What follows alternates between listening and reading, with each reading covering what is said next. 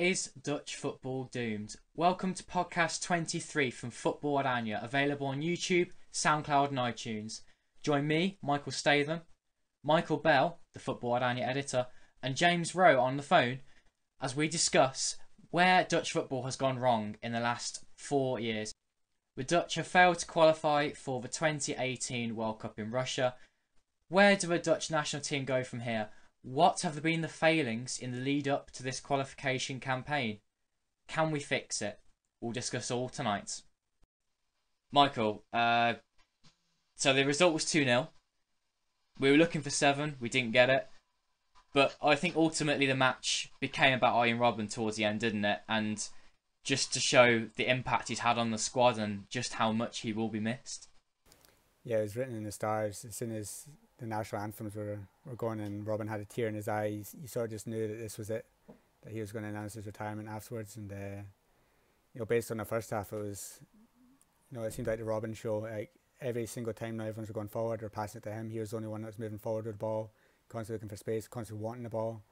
He got a bit lucky with his penalty, which is, that's probably the worst penalty I've ever seen going in it. It's just jumped over the goalkeeper's legs. But the second goal was an absolute stunner, and that's some way to go out. But I just wish the second half was more of a spectacle, because they couldn't really get him involved in the second half, and I think he had one shot to try and get his hat trick, but it just didn't come off, and the game just sort of limped towards the end. And based on the first half, I had some hope, but the second half just sort of killed it.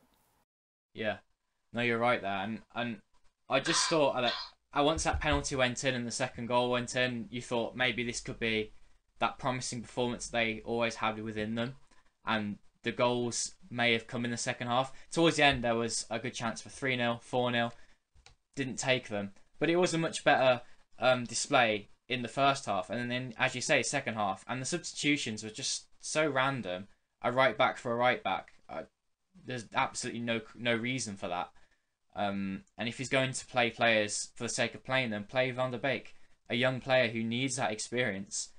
Just a point I thought I'd make actually is, now that Robben has left the international stage, as well as Schneider presumably, there aren't many experienced players left in the squad.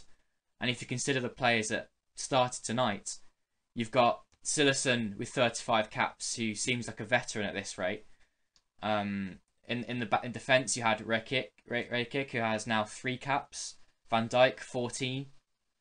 Dablint with 50 caps in midfield, yes. Tater started, he had 7 caps. Nathan Ake was only his 3rd cap. There's just no experience throughout the team, and there's nothing to really carry it forward to the next generation. Now that the final stalwarts of that team have left. Where does the team go in the next campaign? It's so hard to say, because there's no experience to really drag them on and drag them through the really tough games. Based on his performance tonight, I'd say probably the man they're going to look for going forward is Daley Blind. I think he showed in the middle especially in the first half, he was getting on the ball, he was constantly moving forward. There's a few balls over the top that he played that were nearly inch perfect. If there was a quicker striker than Vincent Janssen, and somebody probably could have gone to him, but I think he showed tonight that he's probably going to be the experienced one going forward. Other than that, it's really hard to see anyone that's going to take this team by the scruff of the neck. He's better than Strootman's done any recently. He's been better than Wijnaldum's been in midfield. Didn't really miss proper either. I thought the midfield actually looked quite good tonight. I felt Wijnaldum was probably the weakest link. I felt Hena put in quite a lot of challenges going forward, and there's a nice little flick in the second half as well. I think the Netherlands are just missing that number 10 position. We really need to find someone that's going to replace Schneider. I don't think it's David Klaassen. We just need to try and find somebody a bit more creative. Yeah, I agree there. Dave Blind finally got his game in central midfield, which is what we've been crying out for, a defensive midfielder playing in midfield. Because I don't think left backs are particularly hard to come by for the Dutch national team. You don't have to play your best left back at left back. Play Blind in midfield and let the players around him do the talking. I think if you're playing Wijnaldum, you might be better playing a little bit deeper and playing, as you said. I mean, I tweeted it like that. They need that extra 10, that 10 who can create the chances, but also be in the box to score them. Exactly. That's what was missing in that second half, was somebody to run into the box and score. And they just didn't have that. They don't have a pacey midfielder who can get in behind defences and trouble them. Just Vilhena just couldn't get close enough to Dost. Wijnaldum he's just anonymous going forward. I just don't know what's going on with him. From what he was like at PSV, he should be that man, but he's just not. And he's playing deeper for Liverpool, but it seems to be when he turns up for Netherlands, he just doesn't do anything. It's so weird. Well, I've got James here, who was actually at the game tonight. He was in Amsterdam. And James, what was the crowd like as Arjen Robben left the field? Well, I mean, just grateful, really. I mean, grateful to have seen such a wonderful player having which gives so much to the national team. Yeah, it was a nice way to end the game, considering the disappointment of not reaching the World Cup. I think throughout the game, it started with a little bit of anticipation. When that penalty was given, fans may have started to think, oh, just maybe. But then as the game petered out, 2-0 was to be the likely score. And the game sort of more became about Arjen Robben, didn't it? Yeah, I would say shortly after the second goal, that was definitely the case. Every attack, every counter attack, every pass is going through him. The talisman that he has been through the years, he was particularly playing that role tonight. Yeah. Just finally, James, do you think Robben will be missed? Perhaps a bit of an obvious question, but just how much is he important to the Netherlands? Not just in attack, but just on the pitch in general. Well, I mean, he's the most decorated Dutch player at club level, with all the medals he's won at Bayern Munich, with what he won at Chelsea, with what he won at Real Madrid, and his level of professionalism will be missed in that setup. His will to win will be missed, and they'll have to carry on from this. It's going to be a very testing time ahead for the national team, but the whole organisation of the Dutch KNVB has got to get this right now, because they can't run the risk of 3 consecutive tournaments going awry. I mean, in the 80s, the Netherlands failed to qualify for Euro 1984 and the World Cup in '86, but that was the 1980s. We're now in 2017, and I think the onus is on the KNVB and also the whole of Dutch football to put this right now. James, thank you. You're more than welcome. Take care. See you soon. Right, Michael, what do you think's been wrong then with the qualifying campaign? Because there's been so many things that have gone wrong, but at the end of the day, they've only missed out on a playoff spot thanks to goal difference. But that we've talked about countless issues throughout the campaign. But what do you think your top 1, top 3, top 2 reasons would be for the failure to qualify? You know, it's quite difficult to actually come up with like 3 big reasons, because I actually think that Netherlands have actually been quite unlucky in this campaign. Some decisions have definitely gone against them, and there's just some things that 9 times out of 10 wouldn't have happened, but it did. When you think about Pogba's goal for France, 9 times out of 10, Stekelenburg would save that, but he let that one in. That's a 1-0. If it finished 0-0, it could have finished 0-0. That's Netherlands through. You look at Bastor's goal against Sweden in the first game, 9 times out of 10, that's going to be given. It wasn't, and that's the difference in the end. But then you've got to also go into stupid managerial decisions. Blind decision to play De Ligt away against Bulgaria, that was unforgivable, and that cost us that game.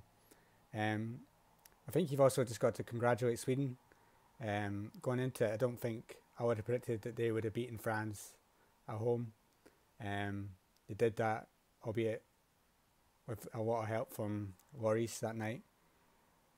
And I think they were just, when you expected them to slip up, they didn't.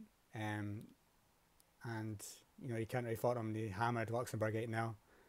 You know, Dick Advocat said it was impossible, but they did it. You know, that really just killed any chances of everyone's going through. I do agree that people are saying that the Dutch national team right now is just completely lacking of quality. I think that is a big reason, especially in attack. There's games that the Netherlands would usually have won quite comfortably.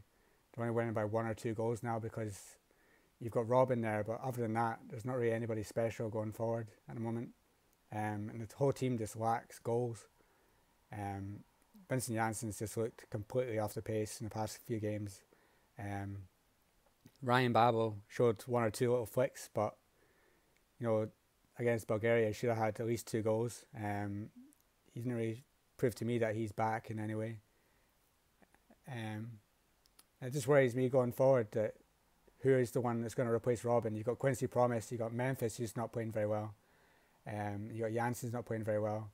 Doss didn't really do much when he came off the bench. That was his big chance. Going into the next qualifying campaign, where's the goals going to come from? That's the big worry for me going forward.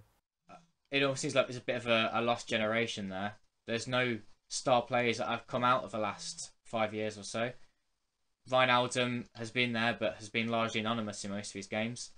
And it's a shame that we've only seen the best of Virgil van Dijk until right now.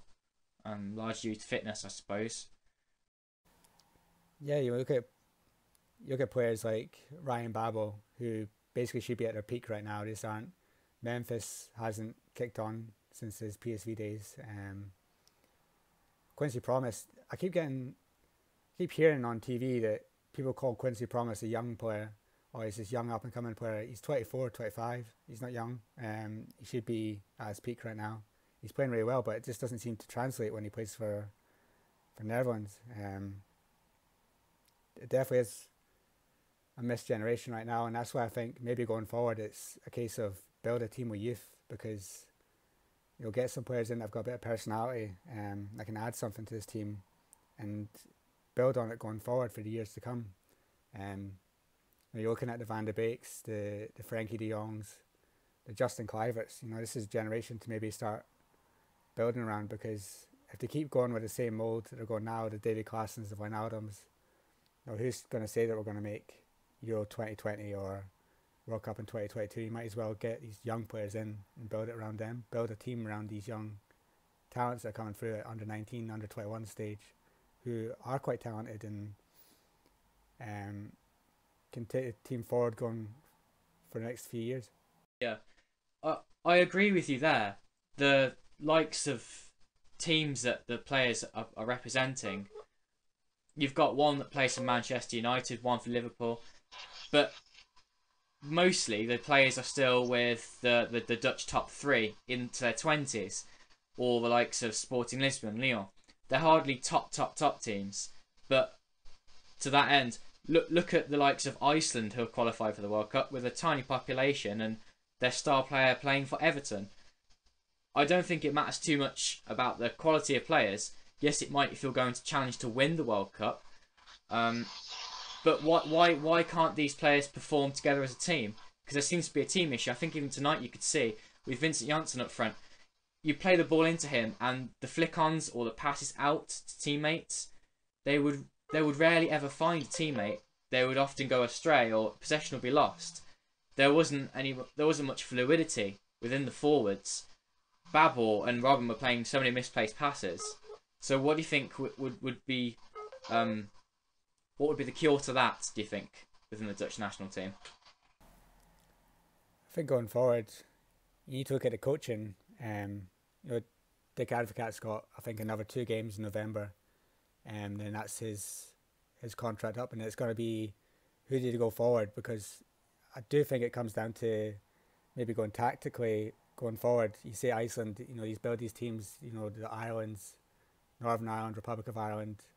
These players aren't top quality players. They just know how to play together, and they just know their tactics absolutely perfectly when they go into games. They can grind out results. Netherlands don't have that. Netherlands go into a game going 4-3-3. This is the way we're going to play. We're going to try and dominate. We're going to try and go forward. And then teams will go, okay, we'll sit back. They won't be able to find each other with these passes. And then we'll pick them off on a break or a set piece. We do need somebody like a Van Gaal who's going to change things and go, right, going into this game, the best way of doing it is maybe soak up a bit of pressure ourselves and hit them on the break. like he did at the World Cup with the 5-3-2. I think we need somebody that's got a bit more tactical nous, because Advocat's not shown any of that. He didn't show any of it tonight with substitutions. He didn't show any of it against Bulgaria. Didn't show it against France when we lost 4-0. When he should have shut up shop. But who that is going forward for the Netherlands remains to be seen, because I don't agree with it. Hullet should be in the running to take over. And my choice would probably go to a foreign coach, somebody that's going to come in, breathe some fresh life into Dutch football, because that's exactly what it needs now. The league, is dying in Europe. I think all teams are going to be knocked out of Europe by the time winter comes around. The national teams out of the World Cup. Dutch football is not, the presence it once was, back in the early 2000s, back in the 90s, back in the 70s, wherever. We need something new. And I only think the way it's going to happen is if foreign influences come in and basically just revamp it. Yeah, it's interesting you said the 70s, the 80s, the early 2000s. Football goes in cycles, and we're just waiting for that next cycle of the bright generation to come through and hit us in the early 2020s.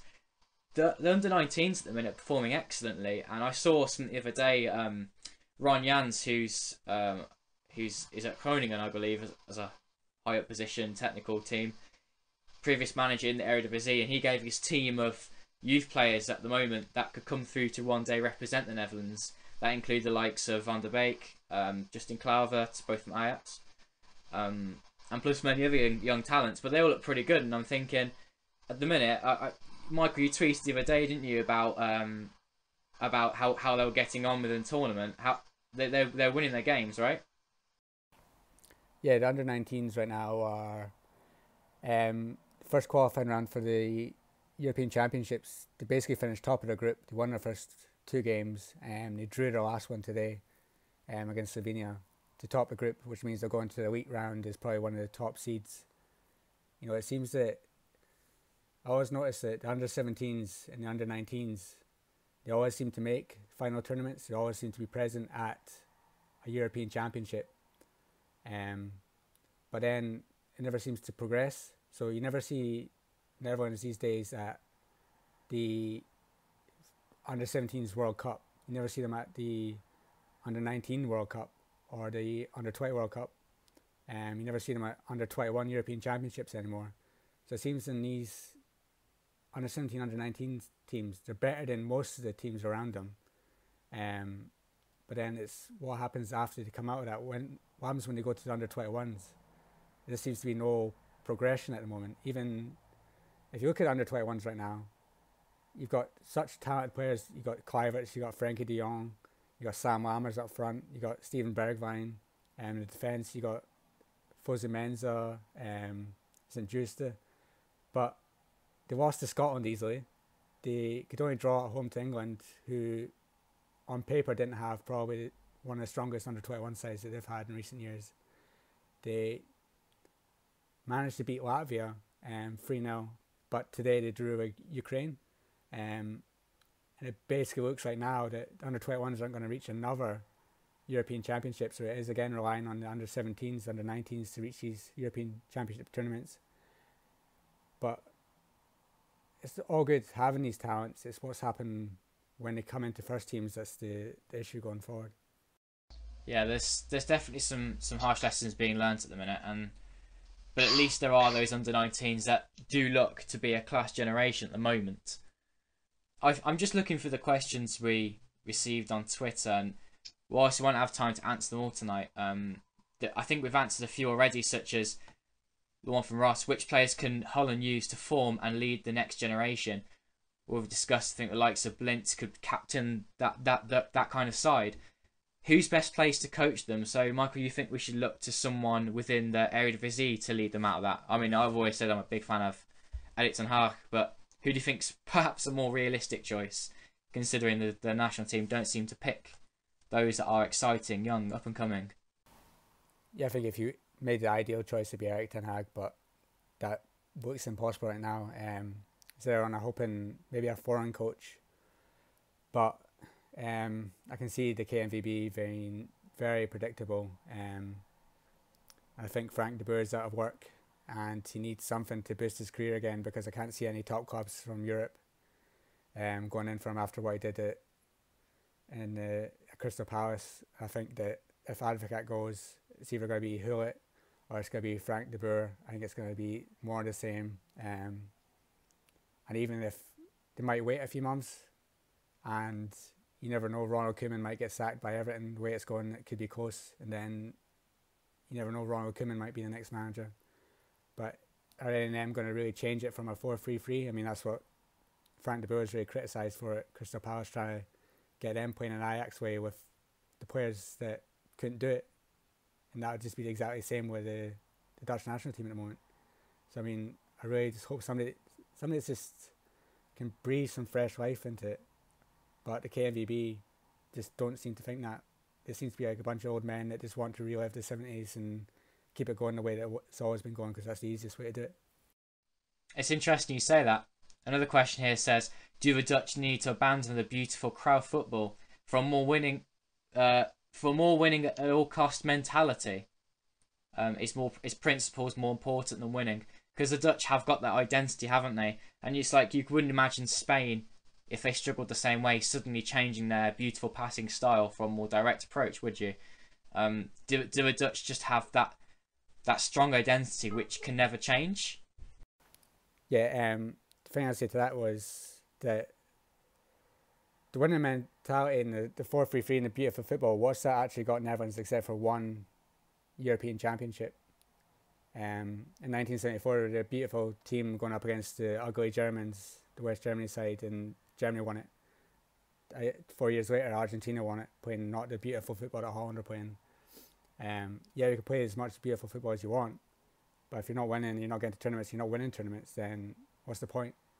I think now it's not working. They don't have the players to do it, so an uglier way of winning is the way going forward. You need to win at all costs. Van Gaal realised that. You know, if you watch back the 2014 World Cup, apart from the win over Spain, you know, the matches were ugly. You know, they're lucky to beat Australia. You know, the game against Costa Rica was nothing special.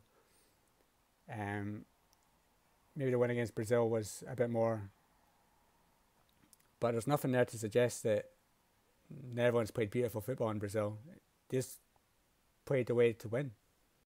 Yeah, and that was definitely substance over style, but it worked and it got them very far through the tournament. And I think a return to that kind of style would be fantastic. But they can't rely on that star-studded quality in attack that they had at the time. They had Van Persie, Robben, Schneider, all literally firing all tournament, but they don't have that quality anymore, and I think that's what doesn't allow them to play that five at the back anymore. I think big worry going forward is, I think quite a lot of people have identified it, is Netherlands for years realised their strength was attack, their weakness was defence. Always do something about it. And right now, the generation that's coming through, we have plenty of top quality defenders, especially in centre back position. And now we don't have any, you know, top quality attackers. And I think maybe it comes down to youth coaching at the moment. We need to put a really big focus on wingers and strikers that can take the ball past people, be a bit different. You know, look at the best attackers in the world, even like an Mbappe. You know, Netherlands just don't have anyone at any level that looks anywhere near that. You know, you could say Justin Kluivert, but that's really it. And you know, a lot of Ajax fans are wanting David Neres to replace him in the first team because he's not really had a great start to the season. Very young player though. Matty asks, are we able to go all out youth with pace and no fear? I think we need an enforcer and pacey wing play. I disagree with that. I don't think pace play is the way forward, because you need to break down these teams that are going to sit back all game.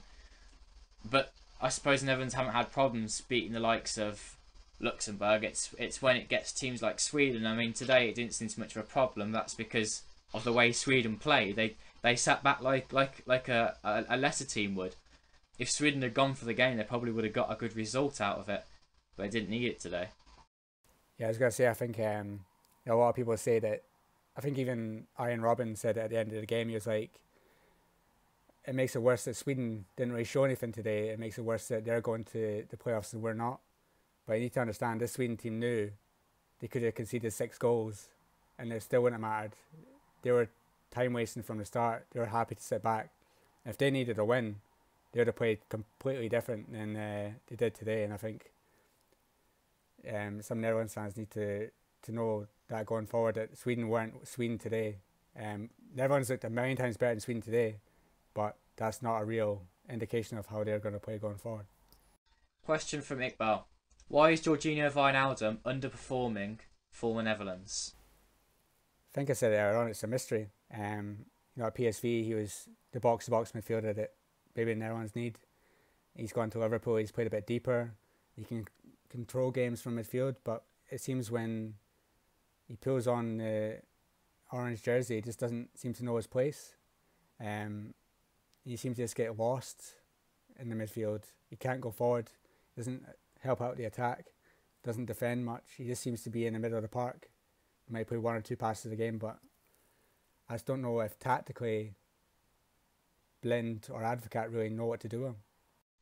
Okay, yeah. No, I think for Liverpool, he's a decent player because he's that pacey box-to-box midfielder, but with the Netherlands, it's hard to play that way. Unless you play him again in that 10 role, which he played so well at PSV and Newcastle, but then he tends to be quite wasteful with chances. I think there was actually a cheeky reply to that tweet which says that he's just an overrated player. Maybe Wijnaldum is an overrated player, but I think a better answer is that he just doesn't suit the style of play that the Netherlands employ. A question from Andrew. Is there any hope the KNVB gets the next step right?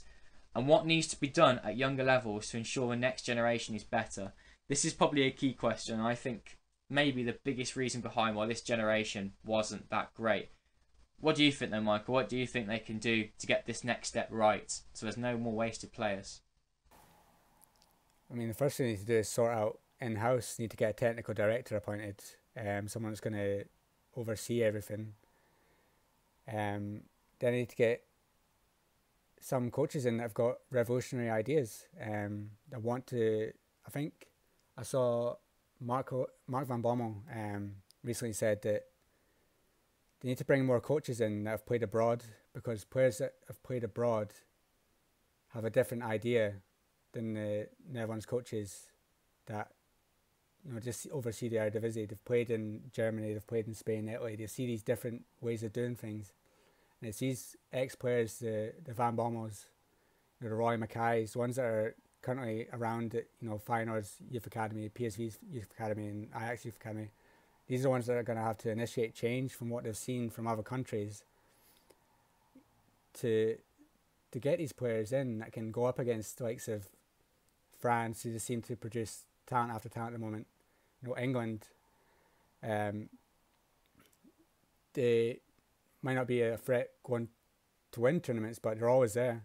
And even nations like Scotland right now, they seem to be just producing players that suit their system and are able to get them close to major tournaments, whereas Netherlands seems to have just abundance of average players that are coming through. They're getting hyped up so young, and then they go abroad and then they just fail.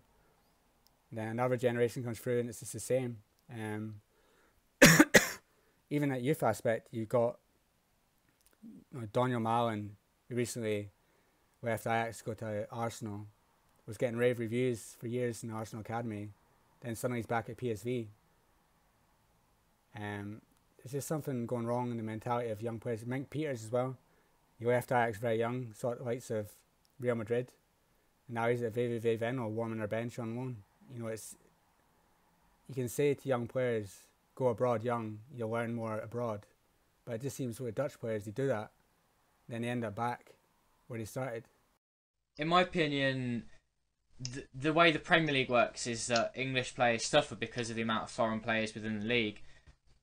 But I actually think, going off what you said, a few more foreign players in a more attractive Dutch league would make it a stronger league, because and also a stronger breeding ground for these young Dutch players, because you said that they get overhyped at a young age because they start appearing for the likes of Ajax or even RZ, Heerenveen, and their players are 17, 18.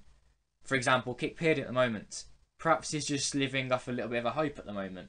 Maybe he's just enjoying a little bit of good form. But is he actually a quality player? We won't know until he either makes it or fails in a bigger move in the future. Perhaps what I'm trying to say is, if the league can attract some better players, then there's more competition, and these players can be left out until a time which is ready for them to actually start playing. The B-sides aren't a bad idea within the Dutch league structure, and maybe that could be used to good effect to help grow these players. That's why I think they're in the Dutch league structure, to help develop these young players. If the Dutch league can make it more attractive for these good players, for example, by getting rid of the artificial grass that 6 clubs, I believe, in the Eredivisie currently have, and it's a turn-off for foreign players thinking, well, I don't want to get injured on either Den Haag away, do I, or Excelsior away. I want to be playing the big teams on proper ground. Yeah, that's just my opinion. I think that if you have a stronger league, you're going to have a stronger national team in this scenario, because you're not going to have so many young players coming through so quickly. And they can play in a more competitive league, which grows them more into men, I suppose, rather than being boys until they go abroad and ultimately fail because they didn't actually have that strength. I totally agree. If you actually were asked to name probably the top 5 players in Eredivisie right now, I don't think you'd name any Dutch ones, because the best ones don't play for Holland. You've got Ziyech, Morocco, Lozano, Mexico, Pereiro, Uruguay, El Amadi, Morocco. You got Botahin, Brazil. These are players that are carrying Feyenoord, Ajax, PSV are foreigners. They're not Dutch players, because right now Dutch ones just aren't doing it. And hopefully more and more foreign ones come from Brazil, the Uruguays, and from further abroad, and they basically rejuvenate the youth and show them that this is the way you need to play. I think that is very important going forward.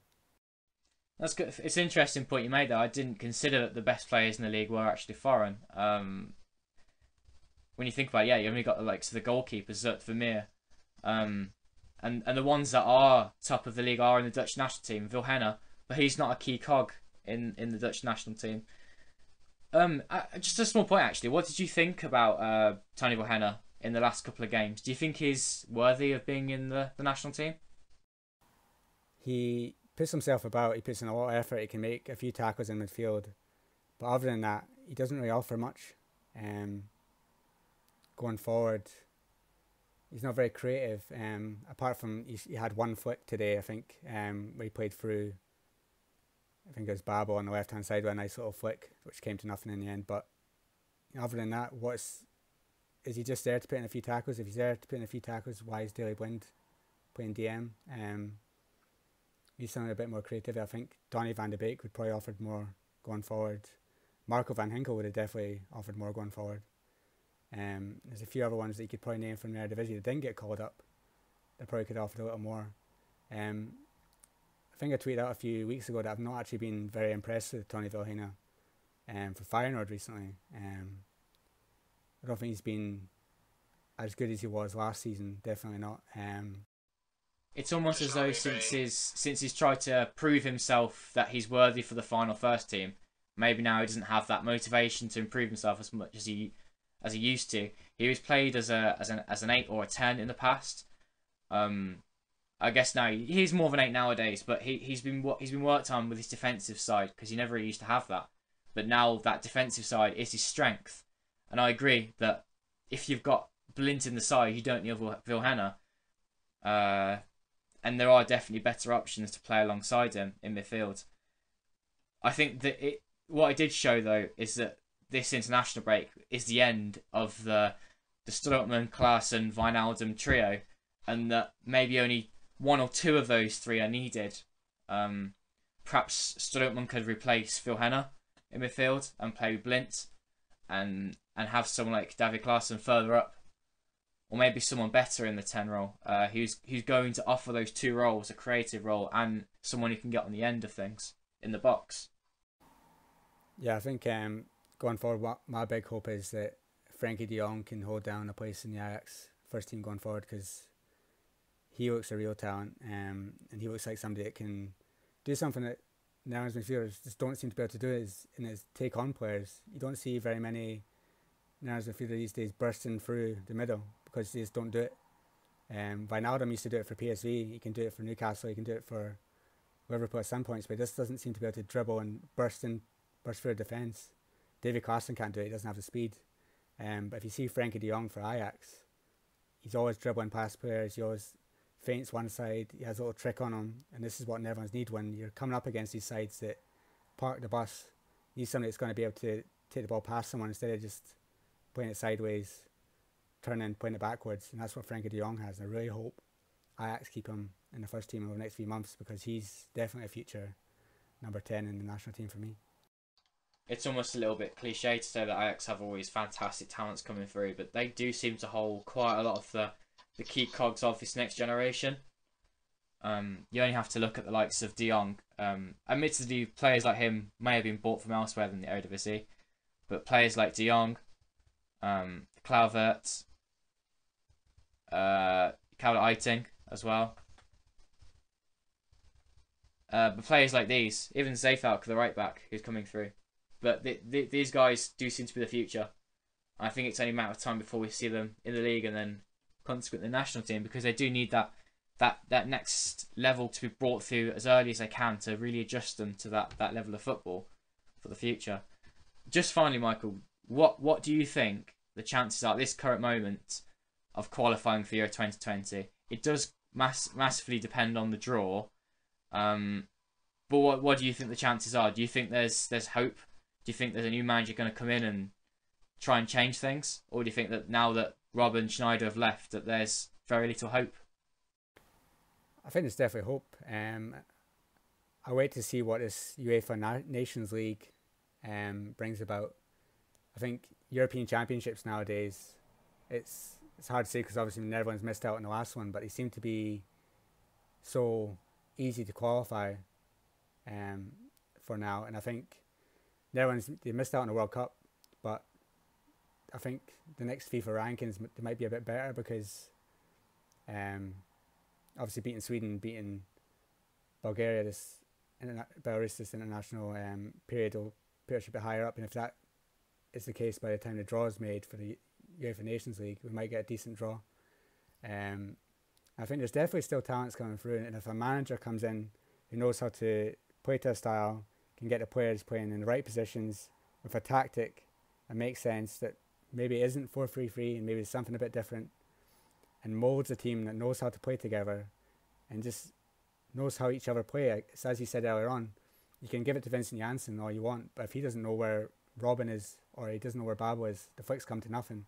But you can mold a team that knows the attack's fluid, the midfield's got creativity in it, then everyone still can beat everyone that's maybe outside the top 3 or 4 nations in the world. I think Euro 2020 we can definitely qualify for, but it's really about getting a really good team back for the World Cup in 2022, because that's the real challenge. Yeah, I think a good team is definitely the key word there. Well, thanks, Michael. Anything else you want to add? I think it's just a real shame that Arjen Robben's international career had to end, this way. I even thought it was a bit of a shame that the third substitution wasn't left until maybe the last couple of minutes. The game was pretty much done when Daryl Janmaat came on. I think he could have held that off until a couple of minutes to go, give Robben a standing ovation that he definitely deserves, because he's going to be a big miss going forward. He's been the best player for Netherlands for the past 5, 6, 7, 8 years. World Cup 2014 would never have happened without him, and it's a real shame that he isn't going out on the biggest stage. I think the World Cup next year is a little less without him. Yeah, I definitely agree. I think it'll be a while before we see a player just like him. Dennis Bergkamp! Dennis Bergkamp! Van Persie, ja! Ja! Ja! Daar is hij! Ja! Ja! Daar is Klaassen, goal!